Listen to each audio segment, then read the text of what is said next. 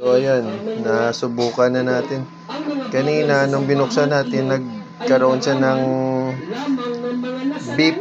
So yun siguro yung warning beep niya na pag nabubuksan kailangan talaga madalian, no?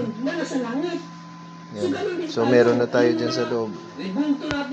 Yan, kikita nyo ba? Yan. So laman yan is 18 eggs. Okay na yan, 18, 18. Tapos intayin naman natin ulit 15 days.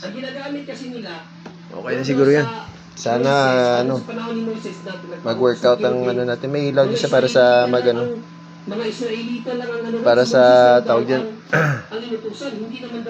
Yan. Pwede rin sa tawag din yung tingnan kung fertilizing itlog ko hindi. Okay, no? Di ba? Yun, tapos siya. Yan, 220, 12 volts. So may contact na tayo doon na in case na mag-run out. Meron tayong natawagan. So bibilin din natin yun. Isang battery. Sige po, ingat tayo palagi at salamat kay Jason. Kay Pre Randy sa suporta nyo. Pre Jong, salamat. Boss Bobby, thank you sa Gillergan Brothers, sa manok.